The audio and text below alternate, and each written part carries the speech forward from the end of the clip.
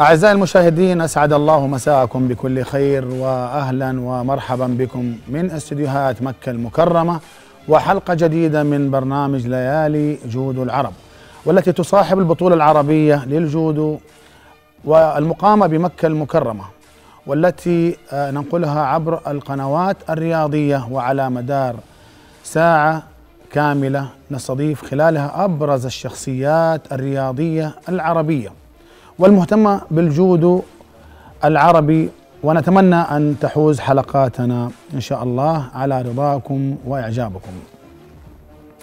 أعزائي المشاهدين، نرحب سويا بضيوفنا في هذه الحلقة، وهم الأساتذة أبو بكر بن بادة، مدير لجنة الحكام العرب، مدير الحكام العرب، وأمين سر الجامعة الملكية المغربية للجودو. كذلك معنا الكابتن نور الدين حسين، حكم أولمبي ومدير لجنة التحكيم بالجامعة التونسية للجودو، وعضو لجنة التحكيم للاتحاد العربي للجودو. نرحب أيضا بالضيف الثالث معنا في الاستوديو، كابتن نبيل دراويل من ليبيا.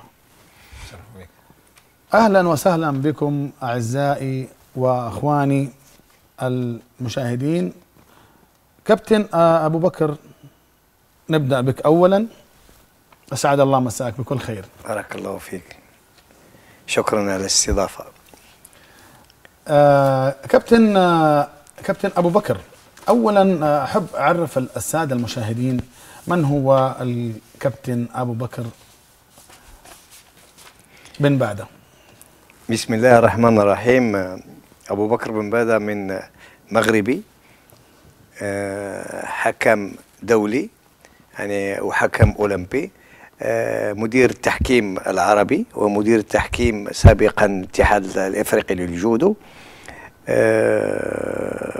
حزام أسود 7 دان ما شاء الله، بطل سابق بالمملكة المغربية، ولحد الآن أمارس الجودو منذ 47 سنة.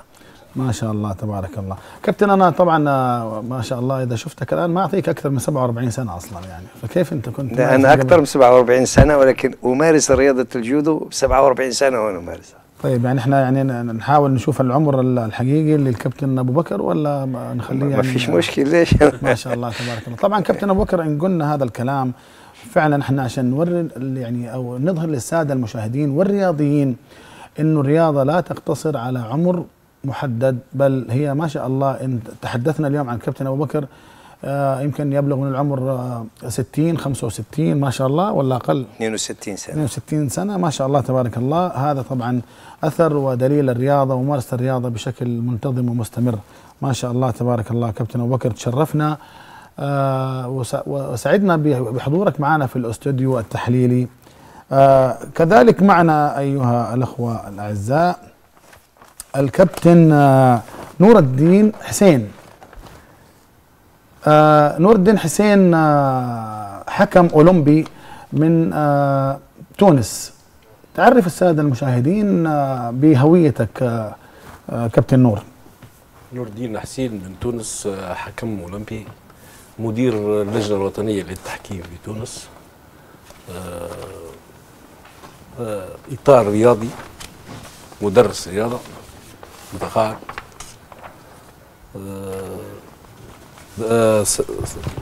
حزام أسود درجة 5. ما شاء الله ما شاء الله. كابتن نبيل، أهلا وسهلا، شرفتنا ونورتنا في الاستوديو التحليلي. متعودين دائما نعمل معك لقاءات، وما شاء الله أنت من الشخصيات الحاضرة معنا دائما في البطولات العربية، ودائما ما تتحفنا بتصاريحك وتصاريحك الشيقة جدا والمفيدة. جزاك الله خير. بارك كابتن نبيل صالح دراويل، تعرفنا بنفسك وتعرف السادة المشاهدين بك. بداية قبل ما نعرف نفسي، أنا سعيد جدا بتواجدي بين الأسرة الرياضية وتغطية على التلفزيون السعودي والقناة الرياضية بصفة خاصة. الاسم طبعا زي ما ذكرت حضرتك نبيل دراويل، مدير فني حاليا بالاتحاد العربي للجودو من سنة 2013. اشتغلت منصب أمين عام من الاتحاد الليبي للجودو لمدة 10 سنوات. اشتغلت كمدير فني للمنتخبات الليبية حوالي 8 سنوات الحمد لله. مستوى الجودو أقل شوية من الأساتذة طبعا 3 دان. متحصل على ماجستير في رياضة الجودو في إيطاليا وتدريب الجودو. وزولت رياضة الجودو طبعا من النادي، وحتى أصبحنا ترقينا السلم الإداري وأصبحنا في المجال الفني الآن إن شاء الله. ما شاء الله ما شاء الله، تاريخ مشرف كابتن نبيل. سعدت جدا أعزائي بتواجدكم معنا في الاستوديو التحليلي وعلى هامش البطولة العربية 11 للرجال والخامسة للناشئين والرابعة للشباب للأندية البطلة للجودو، والتي تقام في أراضي المملكة العربية السعودية تحديدا في مكة المكرمة بضيافة النادي المضياف نادي الوحدة. النسخة الخامسة هذا العام تقام هذه البطولة. أعزائي المشاهدين، نحن هنا في الاستوديو التحليلي لن يقتصر حوارنا وحديثنا على البطولة العربية فقط، بل سيمتد الحوار إلى الحوار عن الجودو العربي بشكل عام، لكل ضيف وحسب مدينته وحسب بلده، ولكل ضيف الحق في التعبير عن الجودو في كيفما يشاء وفي أي إطار يشاء. كابتن أبو بكر، لنبدأ بداية، وأنت مدير للجنة لجنة الحكام العرب أو لجنة مدير الحكام العرب، كيف توصلت إلى هذا المنصب ومنذ متى وأنت مدير الحكام العرب؟ أولا باش قبل ما تكون حكم لازم تكون ممارس رياضة الجودو. رياضة الجودو بعد ما تمارسها، بعد ما تنتهي، يعني لو كنت في الفريق الوطني بعد ما تعتزل تمر للتدريب أو للتحكيم. أنا مشيت للتحكيم.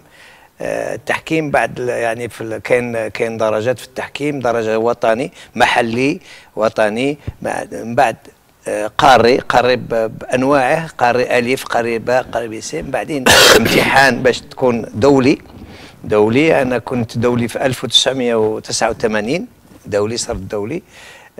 بعد ما تصير دولي ممكن الاتحاد الدولي يستدعيك لبطولة العالم او الالعاب الاولمبيه. انا عملت 2 ألعاب أولمبية كحكم. عملت برشلونة 1992 وسيدني 2000، وكنت مسؤول مع اللجنة الدولية في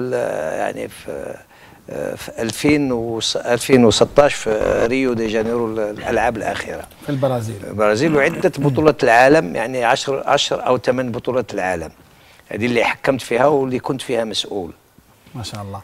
طيب كابتن نور، لو تطرقنا إلى الحديث عن الحكم العربي، وأنت مدير للجنة التحكيمية بالجامعة التونسية، وكذلك عضو لجنة التحكيم في الاتحاد العربي للجودو، أين تجد الحكم العربي في خارطة التحكيم الدولي والعالمي؟ والله الحكام العرب كان عندهم معناها تاريخ جيد، معناها أخذوا أماكنهم في العالم. عندنا حكام عرب شدوا، ثم اللي شد 4 أولمبياد كما الأستاذ أبو بكر، 2 أولمبياد. وتعرف الحكم الجودو ما يوصل باش يحكم بطولة العالم ولا أولمبياد لما يمر بمراحل تقييمية بالنسبة للاتحاد الدولي، يختار فيه قائمات بالنقاط، يعني ثم تسلسل باش توصل للدرجة معناها باش تحكم. كما هو الحال بالنسبة للاعب، كما اللاعبين اللي يسترشحوا للألعاب الأولمبية، كيف الحكم كان عنده نقاط يترقى فيهم باش يوصل معناها باش يحكم بطولة الألعاب الأولمبية، يكون في الدرجة من 12 الأوائل في العالم ولا 15 أوائل في العالم باش يوصل يحكم الألعاب الأولمبية، ولا باش يحكم بطولة العالم يكون معناها من 15 الأوائل في العالم في كما اللاعبين، معناها في راكينج ليست باش يوصل معناها. وتعرف احنا العرب معناها حظوظنا بالنسبه للاوروبيين لا حظوظنا كان دائما فيه معناها في التقييم واحد عندنا شويه معناها يشوفونا كأننا معناها، لكن احنا فرضنا رواحنا وجبنا معناها. طيب كابتن نور، يعني الان احنا كم عدد الحكام اللي بيشاركوا في البطوله او في الاولمبياد تحديدا؟ يعني هل هناك عدد كبير؟ بالذات انا اتحدث عن البطوله الاخيره، بطوله ريو دي جانيرو. ريو دي جانيرو البطوله الاخيره 12 حكم من العالم. 12 حكم عربي؟ لا 12 حكم من العالم. من العالم يعني في افريقيا مثلا، احنا في افريقيا ممثلنا عربي واحد مشى هو العربي الوحيد تو في العالم. مين الحكم اللي كان حكم؟ كان الحكم زميلنا من الجزائر اسمه العيد حموش، هو اللي شارك في الالعاب الاولمبيه ما بين ال 12 حكم. بالنسبه لك يا كابتن ابو بكر، انت ما شاركت في التحكيم؟ انا شاركت كعضو اللجنه الدوليه. عضو اللجنه الدوليه، لكن كحكم ما شاركت في البطوله في الاولمبيات الاخيره. لا، انا شاركت فيها كمسؤول كعضو من اللجنه الدوليه اللي كانت تساير الالعاب الاولمبيه بالنسبه لرياضه الجودو. ما شاء الله. طيب كابتن نبيل، طبعا انت يعني ما شاء الله الآن مدير الفني للبطولة العربية، وتوليت عدة مناصب في الاتحاد الليبي، منها طبعا عضو الاتحاد الليبي ومنصب الأمين العام بالاتحاد الليبي تقريبا 5 سنوات 10 سنوات ما شاء الله. وكذلك الآن مدير، وتوليت أيضا مدير المنتخبات الليبية منذ عام 2006 إلى 2013. طيب هل أنت ما زلت إلى الآن في هذه المناصب أو تركتها؟ لا، من سنة 2013 طبعا صارت انتخابات جديدة وتم دفع بدماء شباب جديدة لتولي المناصب، ولكن أنا معهم يعني كمستشار في الاتحاد الليبي، ودائما أتواصل معهم وفي عملي يعني ما زال ما هوش رسمي في الاتحاد، ولكن كمستشار فني في الاتحاد الليبي للجودو. ولكن عملك الآن طبعا أنت الأساسي بالنسبة للجودو طبعا مرتبط بالاتحاد العربي اكثر من الاتحاد الليبي. طبعا لانه عملي طبعا مكلف به هو مدير فني بالاتحاد العربي للجودو. يعني مسؤوليه كبيره طبعا، مسؤوليه كبيره جدا، لانه كل البطوله قائمه على المدير الفني للبطوله عاده في البطولات العربيه. والله هو طبعا نشاطنا احنا يعتبر البطولات الاشراف عليها جزء من العمل، ولكن الجزء الكبير من المهام اللي هو طبعا تنفيذ ما يوكل اليه من مهام. نحن نشتغل ضمن اطار الاتحاد العربي للجودو، وما يتم اتخاذ مقررات في الجمعيه العموميه للاتحاد العربي للجودو، وعن طريق المكتب التنفيذي يتم وضع الخطه العامه لعمل الاتحاد، ومن خلال هذه الخطه ينبثق عمل اللجنه الفنيه في اعداد الكالندر نتاع الرزنامه السنويه لنشاطات الاتحاد العربي، اعداد لوائح البطولات وتحديثها، تزويد الاتحادات العربيه بكل ما هو جديد، اي تعديلات جديده فنيه نحاول ان احنا نزود بها الاتحادات العربيه. فلدينا تواصل جيد يعني مع الاتحاد الدولي ومع الاتحادات والاتحاد القاري يعني. ما شاء الله. يعني معناه طيب كابتن، احنا لو تكلمنا الان عن النشاطات اللي هي اللجنه الفنيه في الاتحاد العربي باختصار شديد في موضوع اللجنه الفنيه، نشاطاتها طبعا نشاطاتها فنيه بالبحته، زي ما ذكرت لك. لازم اعداد اللوائح يتم بشكل دقيق وما يتماشى مع الاتحاد الدولي حتى لا يحدث تضارب، لان احنا هذا واحد من اهداف الاتحاد العربي للجودو، اللي هو يعتبر وكأنه دوره تدريبيه للاعبين وللاداريين وللاطقم ولجنه المسابقات، سواء كان لجان محليه زي ما الان بالسعوديه ولا في اي دوله تقام فيها بطوله. فيتم تعاون يعني زي ما بنقول دوره تدريبيه كامله لتعويض اللاعبين والاطقم المصاحبه للنوادي لاجواء نفس الاجواء اللي تكون اللي تسري فيها البطولات الدوليه، وبالتالي لابد من تكون اللوائح نتاع البطوله تتماشى مع الاتحاد العربي، مع الاتحاد الدولي للجودو عفوا، وكل جديد لازم تلقى يعني ما عندناش بطوله احنا اللائحه نتاعها زي لازم تحدث البطوله. طيب كابتن ابو بكر، لو عدنا مره اخرى وسالتك على مستوى التحكيم في هذه البطوله العربيه، التي تقام بشكل دوري وسنوي في المملكة العربية السعودية، وتحديدا في مكة المكرمة في نادي الوحدة. كيف ترى مستوى التحكيم حكام العرب في هذه البطولة؟ أولا قبل ما نمشوا لمستوى التحكيم نشوفوا المستوى التنظيمي للبطولة. يعني الإخوان يعني بالاتحاد السعودي للجودو يعني خذوا خبرة في التنظيم. يعني التنظيم يساعدنا احنا كحكام كلجنة التحكيم، يساعدنا على سيرورة المباريات. يعني المنظمين هنا، المنظمين المحليين السعوديين يعني مشكورين على المجهود الكبير اللي قوموا به، لأن هذه البطولة، هذا اللقاء اللي نديروه سنويا في مكة المكرمة، يعني في ثلاث بطولات: بطولة الناشئين فرق وفردي، بطولة الشباب فرق وفردي، وبطولة كبار فرق وفردي. يعني 6 بطولات في مدة في بطولة واحدة في 5 أيام. ولو تشوف بطولة في العالم يعني تكون بطولة واحدة فيها 4 أيام. يعني مجهود كبير اللي قام به الاتحاد وسهل لنا المأمورية. بالنسبة للتحكيم، الحسن حظنا في هذه البطولة عندنا حكام جيدين في المستوى الجيد.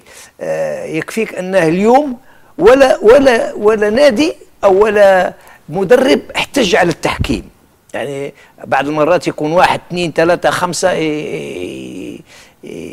يعني يحتجوا على قرارات الحكام، على ما يعجبهمش قرارات الحكام وتوقف اللعب وتوقف اللعب وتشوف. رغم ان عندنا وسائل، واللي وفرت لنا الاتحاد السعودي وفر لنا سيستم كير. يعني نشوفوا المباريات، اعاده المباريات ونشوفوها ونصحوا الغلط. والغلط وارد في اي بطوله، الغلط وارد في بطوله العالم او الالعاب الاولمبيه، الغلط وارد. ولكن احنا كلجنه وكحكام نصحح الغلط. ولكن هناك اليوم يعني اللجنه والحكام يعني سعداء بانه ولا واحد جا عندنا احتج على قرار الحكام. انت كابتن، يعني معناها الان انت تشوف انه مستوى التنظيم في هذه البطوله ولهذا العام تحديدا احسن من السنوات الماضيه؟ بصراحه بدون مجامله، يعني كل سنه التنظيم يتحسن. انت شفت يعني وكبتنا عده سنوات وشفت العام الماضي وشفت ان التنظيم كل سنه يتحسن. كل سنه نشوفوا الجديد، والقاعه، تزيين القاعه والناس يعني الكرم الكبير، ولا واحد يمكن يتكلم على التنظيم. طبعا هذا اقل واجب يا كابتن ابو بكر احنا بنعمله. اولا يعني المملكه العربيه السعوديه بلد الكرم، بلد مضياف. طبعا نادي الوحدة دائما يعودنا على استضافة هذه البطولات، وهي مطلب كبير ورئيسي من جميع الدول اللي بتشارك في لعبة الجودو.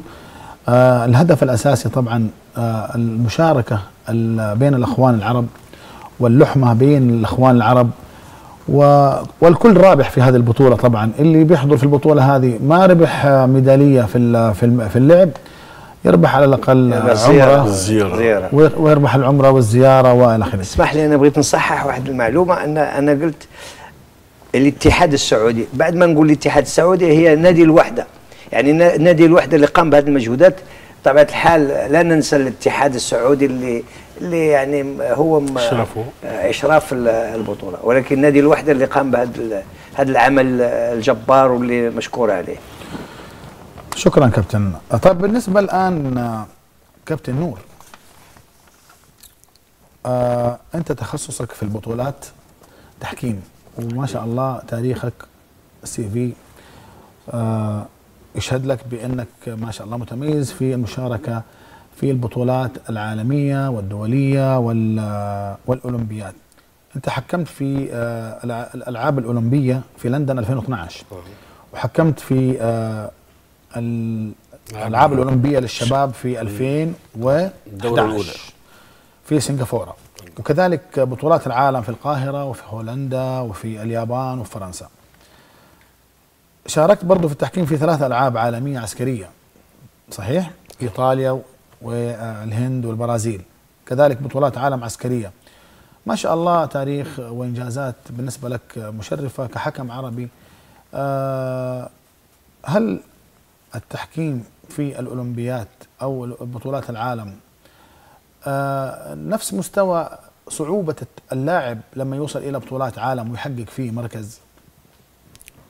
طبعا نفس الصعوبات اللي تعرض لها، اللي تعدى كما قلت لك تعدى بمراحل تقييميه. اللجنه الدوليه للتحكيم ما ياخذوا كان الناس اللي معناها باش يحكموا الاولمبياد، خاطر تعرف الدول والعالم كله يحضر التظاهره كما بطوله العالم ولا الاولمبياد، ما يلزم الحكام ينقيوهم، معناها ما يختاروا معناها كما قلت لك اللاعبين كما اللاعب كما الحكم باش يوصل معناها على مستوى الاولمبياد. قلت لك باش يوصل 12 حكم من العالم معناها كحكم عربي واحد، هذا معناها شرف لينا ولتمثيل العرب.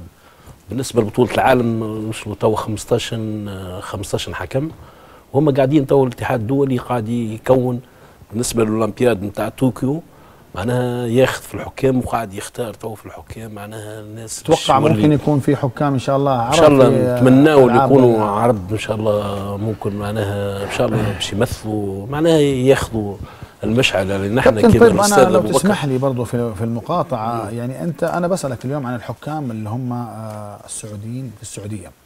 هل الحكام في السعوديه ترى انه ممكن واحد يحكم في الاولمبياد 2020 في طوكيو؟ هل من الممكن؟ الممكن السعوديه عندها تاريخ، يعني عندنا حكم في الاولمبياد وحكموا في بطوله العالم مثل الاستاذ علي سراج. الاستاذ علي سراج حكم في الاولمبياد اللي هي 2012 معايا في لندن وكابتن معمر بن معمر حكم في البرازيل بطوله العالم، وفي الصين في بكين 2008. في كابتن معمر بن معمر طبعا من افضل حكام المملكه العربيه السعوديه. كابتن علي سراج من خيره الحكام على الصعيد، مجتهدين فعلا جدا. وفي حكم شهاب، الاستاذ شهاب سلامه حكم بطوله العالم. في حكام كويسين. لا انا يمكن كان سؤالي بالتحديد عن الاولمبياد طبعا غير بطولات العالم. بطولات العالم طبعا احنا كثير من الاخوان الزملاء الحكام اللي حكم في بطولات العالم، لكن الاولمبياد طبعا هذا حلم اي رياضي انه يكون حكم او مسؤول او اداري او لاعب او اي شيء يشارك في الاولمبياد طبعا. كابتن نبيل، لو عدنا مره اخرى وسالناك عن الاستفاده من اقامه البطولات في المملكه العربيه السعوديه ودور نادي الوحده في اقامه البطوله العربيه هذه. طبعا هو زي ما قالوا زملائي مشكور نادي الوحده بصراحه لاهتمامه وللتنظيم وللاهتمام برياضه الجودو بشكل خاص واقامه هذه البطولات العربيه. وزي ما نعرف ان حتى اللاعب اللي تاهل للاولمبياد كان من نادي الوحده، ولكن نتمنى ان هذا طبعا ينعكس على المحيطين بان ينجح نادي الوحده في جلب العديد من اللاعبين زي ما شفناهم اليوم شاركونا ما شاء الله في الافتتاح. شاركوا في حفل الافتتاح يعني الاطفال الصغار. والان يعني اذا كانك انت محتاج لبناء الابطال فلا بد من بناء جيل صغير، لان هذا النظريه العلميه العالميه في التدريب ولصناعه الابطال هي التدريب البعيد المدى، يعني يبدا من الاطفال لان هم الاساس. الان انت عارف العلم يقول لك الطفل محتاج لتنميه المهارات الحركيه وتوافق العضلي العصبي وما ادراك ما، خاصه ان اصبح الان تطلب الان في ظل الميكنه الموجوده الموبايل والبلاي ستيشن والتلفزيون، يعني اصبح خمول في هذا الطفل العربي. الطفل فعلا. يعني فيش مجال انه هو يلجا الى رياضه، ونحن دائما نسعى وندعو الى رياضتنا رياضه الجودو. نحن ندعو اولياء الامور والمتبعين المهتمين بالرياضه ان هم يجيبوا ابنائهم لمزاوله الجودو. طبعا كابتن انا ساتطرق لهذا الموضوع لانه هذا فعلا موضوع كبير ومهم جدا، ولا يمكن ان نتحدث فيه او في هذا الموضوع في يعني في دقائق، إنما سأعود إليك مرة أخرى للحديث عن موضوع اللي هو المدارس والتنويه على الرياضة المدرسية وكيفية ممارسة الأطفال في المدارس في المرحلة الابتدائية والمتوسطة والثانوية لرياضة الجودو بشكل خاص وجميع الرياضات المختلفة بشكل عام. وسيكون إن شاء الله الحوار مفتوح بيننا جميعا. لكن أود أن أسأل كل ضيف معي في الحلقة هذه على بعض الأمور الخاصة بمجال يعني تخصصه والأشياء اللي هي طبعا نقدر نستفيد منها ويستفيد منها المشاهدين الكرام. كابتن أبو بكر، بالنسبة لو سألتك مدى استيعاب الرياضي العربي لقوانين الاتحاد الدولي وتعديلاته، كيف هل اللاعب اليوم اللاعب العربي بيتقبل التعديلات الجديدة، وهل بيدرس أو يدرب على في التدريب أثناء التدريب إنه كيف القانون الجديد وكيف تتفادى عشان ما تخسر لما تشارك في البطولات العالمية أو الأولمبية؟ هو بيني وبينك القانون موجود عدة يعني منذ بداية المباريات، ولكن فيه بعض الأحيان تعديلات لصالح اللعبة.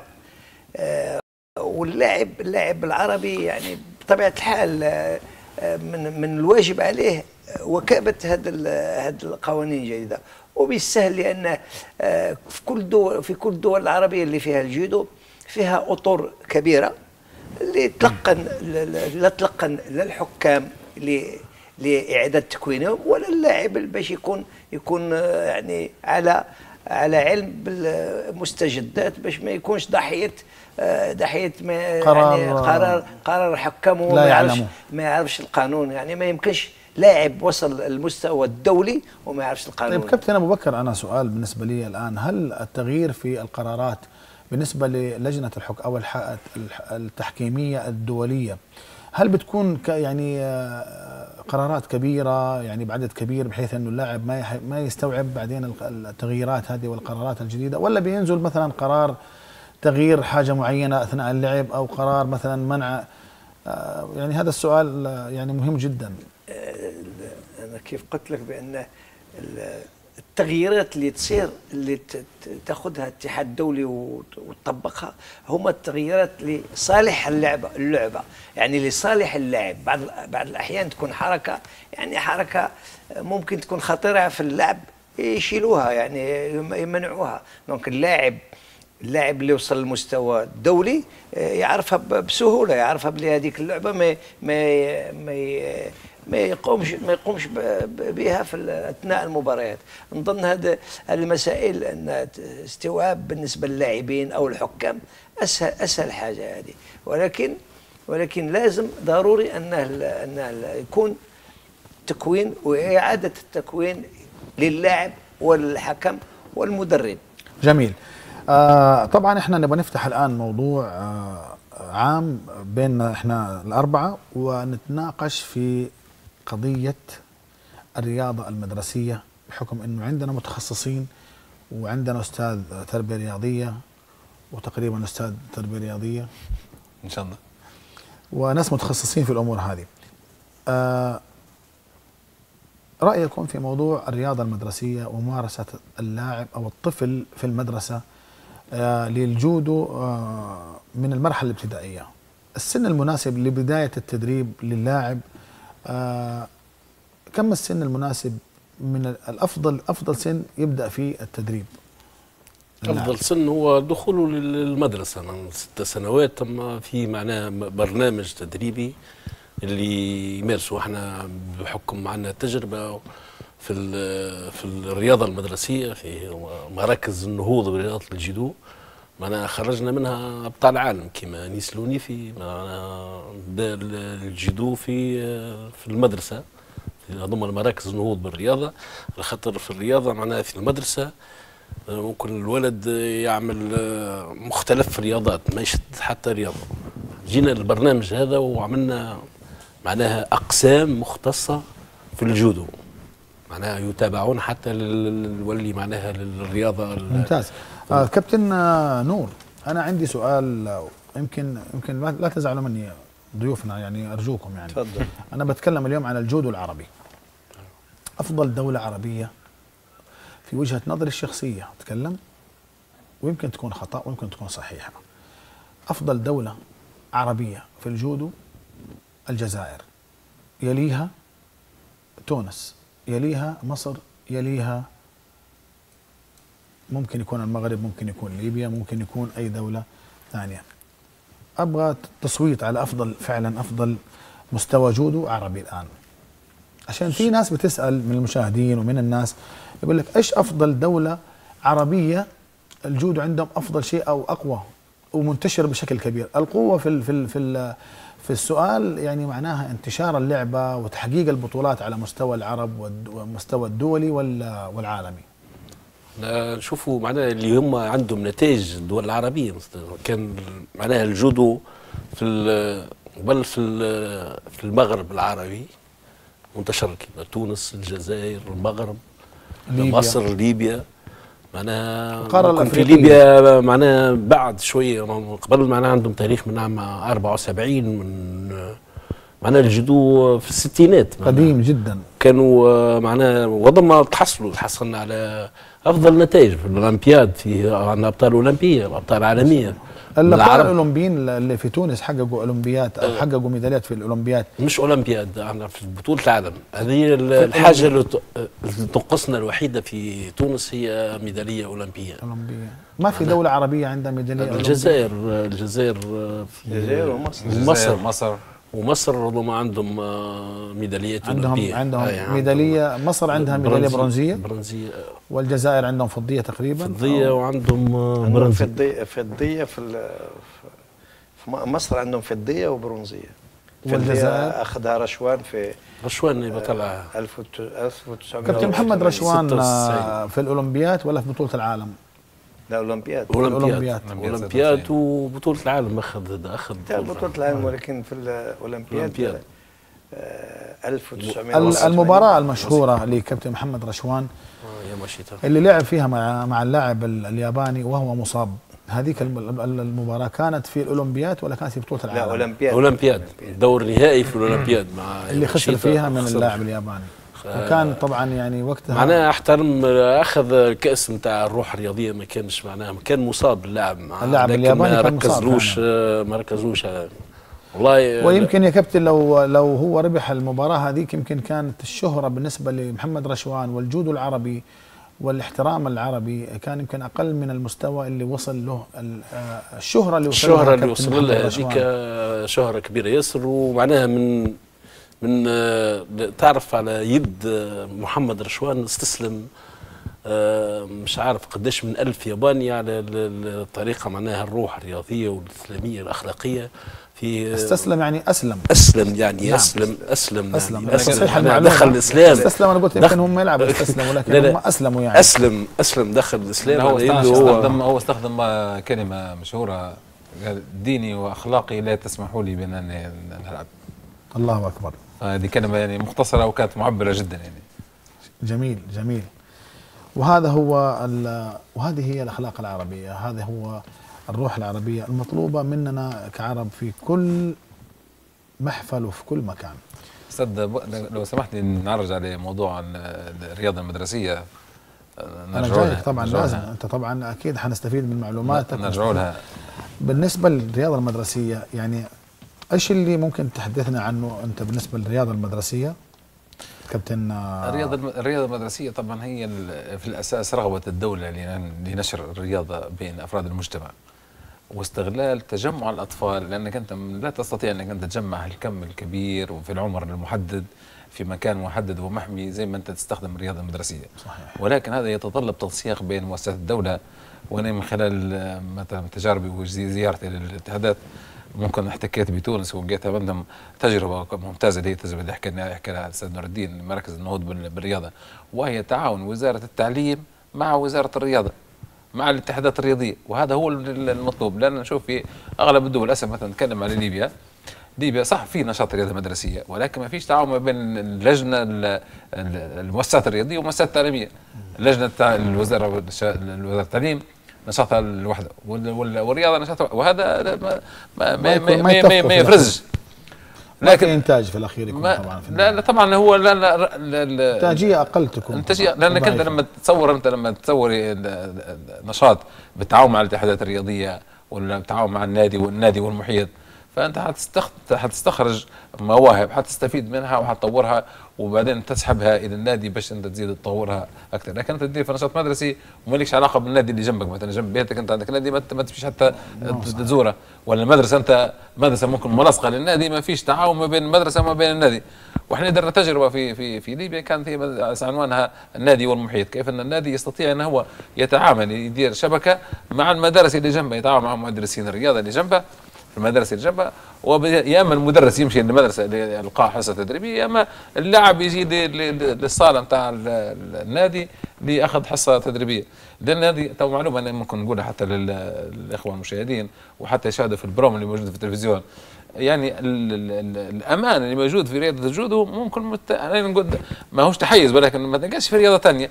شوف اللاعب الجودو ما تلقاش لا مرتدي حذاء ولا مرتدي حاجه حديد ولا مرتدي، والارضيه مطاطيه ومحيطه ب يعني لو طاح عليها، وممكن الطفل ان هو يتدحرج ويزحلق ويدور ويوقف على راسه ويوقف على يديه ويوقف على رجليه ويمد ويفتح زي ما يبي.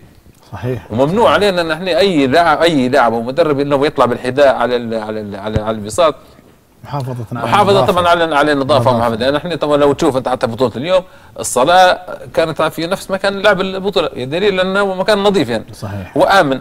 فانت الان يعني بدل ما احنا دائما المضاد لنا والمنافسين كرة القدم اللعبة الشعبية الأولى طبعا ما نقدرش نفسها، ولكن شوف الإصابات اللي في لعبة كرة القدم وشوف الإصابات اللي في رياضة الجودو. صحيح. فهذه دعوة من خلالك أستاذ عبد الله من خلال البرنامج اللي هو إلى أولياء الأمور إلى ضرورة الاهتمام بأبنائهم والنشاط المدرسي. وأنا يعجبني مقولة الدكتور قال لك ما تزعلش إن ابنك مكلاش، ولكن أزعل إن ابنك ما تحركش. فهذه عجبتني إني بناخذها منه بصراحة ونستخدمها منك. طبعا انا اترجم الكلام اللي بتقوله، فما تزعل اذا ابنك ما اكل، لكن ازعل اذا ابنك ما مشي ما تحرك او ما تحرك، لانه انت ممكن كرياضي تاكل اي شيء تبغاه وتحرك وتمرن وما عندك اي مشاكل ان شاء الله من الاكل واي نوع من الاكل تاكله، لكن المشكله في الناس اللي فعلا بتاكل اي شيء وما بتتحرك. كابتن، في ملاحظة مهمة بالنسبة للجودو في الجزائر، اللي أعرف أنه بين تقريبا كل بيت وبيت يمكن في بساط جودو صح للتدريب، يعني صح هذا تعتبر لعبة شعبية أولى في الجزائر. ولذلك أنا قلت لك الكلام هذا لأنه أنا فعلا بالحديث مع رئيس الاتحاد الجزائري سابقا أعطاني هذه المعلومة وأنا صراحة ذهلت منها. قلت يا أخي هل يعقل الكلام؟ قال إحنا فعلا بين كل بيت وبيت او كل منزل ومنزل احنا عندنا بساط جودو وتدريب جودو اكثر من كرة القدم عندنا، واهتمام بالجودو اكثر من كرة القدم او من اي لعبة ثانية. تعتبر لعبة شعبية. صحيح. نعم. تونس يمكن تقريبا عندهم الان بدأوا في سياسة جديدة بربط التربية والتعليم مع اتحادات الالعاب المختلفة، ولذلك نجحت. الجودو في تونس رائع جدا، مستوى رائع، مستوى تنظيمي جبار جدا بصراحة. يمكن أنا أعتب على المغرب نوعا ما عندهم مستوى أقل، يمكن الأستاذ أبو بكر يقدر يحدثنا عن هذه المشكلة. يمكن أكون غلطان يمكن أكون صح. لا مش يعني مستوى أقل، لأن في جميع الدول لأن رياضة الجودو رياضة فردية. يعني ممكن تلقى في بلد عندهم 60 و66 يعني الفئة 60 و66 الأوزان أحسن من بلد آخر، والبلد الآخر عنده 90 والأوزان الثقيلة. كل دولة وكل بلد. أنا سؤالي يا كابتن أبو بكر إنه الجودو يعني هل يهتم فيه في المغرب؟ أنا أشوف إنه الجودو إنه المغرب بتهتم بالألعاب الفردية مثل الكيك بوكسينج، مثل الموتاي، مثل الألعاب المختلفة القتالية، ما تهتم بالجودو والتايكوندو والكاراتيه. لكن يمكن أبطال عالم وأبطال يعني على مستوى عالمي في الكيك بوكسينج، في الفول كونتاكت، في الألعاب المختلفة. الجودو يعني كل رياضة يهتموا بها، يعني اللي ممارسيها يعني مسؤوليها. أن الجودو يهتموا به ممارسي الجودو، ويعني محترفي الجودو. الجودو في المغرب فتحوا يعني الدولة فتحت، أو وزارة الشباب والرياضة فتحت نوادي القرب. يعني كل حي فيه نادي القرب، فيه الجودو، فيه التايكوندو، فيه كرة السلة، كرة اليد. هذا فتحوا هذا الباب. المشكلة اللي تنقص أن هذه المدرسة الرياضة المدرسية مشكلة، أنها مشكلة ما قدرناش، مازال ما عرفناش نوفقوا ما بين الدراسة والرياضة. هذه يعني الرياضة المدرسية هي الأساس تكوين الأبطال. يعني من سنة 6 سنين كما ذكر كابتن أبو بكر عفوا كابتن نبيل قبل قليل، إنه أساس التجمع أنا ما أقدر أجمع عدد كبير من مكان واحد إلا من المدرسة. وفعلا من تجربة شخصية أنا أقول لك فعلا أنا أقدر أجمع اليوم لعيبة للجودو من المدرسة، ما أقدر أجمعها من مكان ثاني بصراحة. صعب جدا أن نجمع لعيبة جودو وأقول لهم تعالوا مارسوا الجودو إلا يكونوا طلاب في المدرسة ومن نفس المدرسة. ولا بد من اهتمام الاتحادات فعلا في كل بلد بربط العلاقة بينها وبين التربية والتعليم، لأنه هذا هو المصدر الوحيد المغذي للأندية والمنتخبات. صحيح. للجودو لا يوجد أي مصدر آخر أو مغذي آخر بالذات في الألعاب الفردية إلا عن طريق المدارس. ولا بد من تفعيل دور التربية والتعليم بشكل كبير ومباشر وكبير بينها وبين الاتحادات المختلفة، ودعمها من قبل الدولة أو من قبل الدول. كابتن نبيل، أنا عندي سؤال حقيقة، أباك تشرح لي المنظومة الإلكترونية بالاتحاد العربي للجودو. بارك الله فيك على السؤال. الحقيقة طبعا رغبة الاتحاد العربي دائما برئاسة الأستاذ نعمان والأخوة الأعضاء دائما يحثوا فينا، والتحفيز دائما إلى الإبداع وإلى على الأقل تطوير رياضة الجودو على المستوى العربي. فكانت الفكرة بأن احنا ضروري تصميم منظومة لتوازي ما يتم العمل به في الاتحاد الدولي والاتحادات القارية. يعني مش معقول ان اللاعب يمشي لبطولة قارية ولا بطولة دولية يستخدم في الانترنت ويسجل اونلاين ريجستريشن ويلقى بطاقته موجودة جاهزة والقرعة تتم بسلاسة. فكان المنطلق هذا ان قدمنا مقترح للاتحاد العربي للجودو وتمت الموافقة عليه، والحمد لله تم تجربته في هذه البطولة ان شاء الله باذن الله مباركة المكان باذن الله. منظومة طبعا فيها عدة اقسام، إذا كان عندي مجال نشرح عليها أستاذ عبد الله. عندنا مجال تقريبا 3 دقائق بالكثير. 3 دقائق أوكي. هي منظومة طبعا فيها عدة أقسام. القسم الأول الرئيسي وهو التسجيل المباشر عن طريق الإنترنت المفتوح لكل الاتحادات والأندية العربية عن طريق كلمة المستخدم واسم مرور شخصية ومحددة صلاحياتها. يستطيع النادي أو الاتحاد التسجيل من مكانه في الاتحاد ويرسل مستنداتها بكامل، ويستطيع أن يسجل الأوزان اللاعبين ويسجل رحلات السفر ويسجل الحجز الفندقي. أيضا منظومة بإمكانها إجراء القرعة إلكترونيا وتوزيع المباريات وإجراء لوحة النتائج الإلكترونية واستخراج الإحصائيات. هذا طبعا كله يتم إلكترونيا من معلومات بمسمى البوابة الإلكترونية. نقدر نسميها منظومة إلكترونية إن شاء الله تكون متكاملة. احنا طبعا احنا في المملكة العربية السعودية نقول لها البوابة الإلكترونية، وفعلا هذه البوابة الإلكترونية أو المنظومة الإلكترونية كابتن نبيل سعت المملكة العربية السعودية بأن تفعل جميع الخدمات عن طريق قنوات المنظومة الإلكترونية أو البوابة الإلكترونية لمساعدة فعلا الناس على قضاء أمورهم وسرعة إنجاز مصالحهم. المنظومة هذه كابتن يعني إن شاء الله تكون عملت نتيجة طيبة في البطولة العربية عندنا هذه الأخيرة. لحد الآن الحمد لله يعني في أول تجربة سجلنا حوالي قريب من 800 شخص مسجلين إلكترونيا. حتى في إجراءات التأشيرة بارك الله فيه الأستاذ ممدوح تعاون معنا في أنه هو من مكانه هنا يسحب كل القوائم وكل المستندات المطلوبة للوفود المشاركة بدون إرسال. الطريقة التقليدية أنك تكتب طباعة النموذج وترسل دير سكانر، الآن موجودة المعلومات كلها موجودة في الإنترنت. يقدر يحملها ويحمل الكشوفات الناس اللي جايه، ويحمل حجزتهم الفندقيه، ويحمل امتى تاريخ وصولهم ورقم الرحله وتاريخ السفر والمغادره وكل البيانات الدقيقه المطلوبه حتلقاها موجوده. ايضا اصبحت هي كبنك معلومات حتى للاتحادات الوطنيه والانديه، بدل ما تضيع وثائقها الان يلقاها محفوظه يقدر يرجع لها في اي وقت، موجوده المنظومه مفتوحه الكترونيا لاي اتحاد ونادي يستطيع في اي وقت انه يسجل بياناته، ولكن تحديد تسجيل في البطولات هذه مرتبط بتاريخ البطوله وتاريخ انتهاء التسجيل الالكتروني، لانه محدد بتاريخ محدد لا يمكن انه هو يتجاوزه. ممتاز ممتاز كابتن. طبعا احنا قارب البرنامج على النهايه، ولكن في عجاله، البطوله العربيه ملتقى العرب، ملتقى الجودو العربي، فرصه جيده ان يلتقوا العرب في اطهر بقاع الارض مكه المكرمه. الحقيقه من نجاح الى نجاح، البطوله حققت نجاح من 2011 بدايتها، 2012 13 2014 و15 حققت افضل النتائج، وساهم في انجاح ذلك بعد الله سبحانه وتعالى طبعا مساهمه الاعلام التلفزيوني.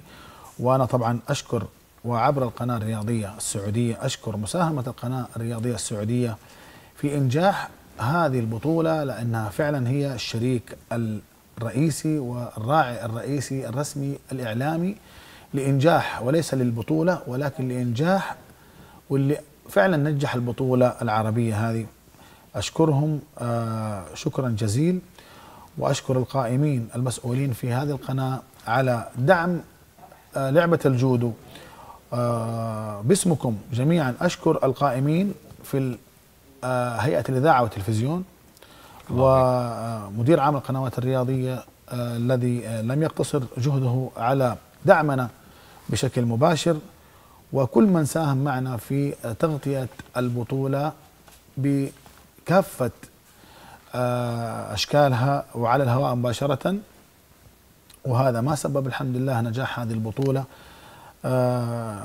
شكرا جزيلا لاستجابتكم للدعوه، وسعدت جدا باللقاء معكم، اساتذه كبار استفدت منكم انا شخصيا. بارك الله فيك. وان شاء الله يكون المشاهدين استفادوا من حوارنا ومن كلامنا. واسمحوا لنا اعزائي المشاهدين ان قصرنا او اخطانا، هذا جهدنا، وبالله التوفيق.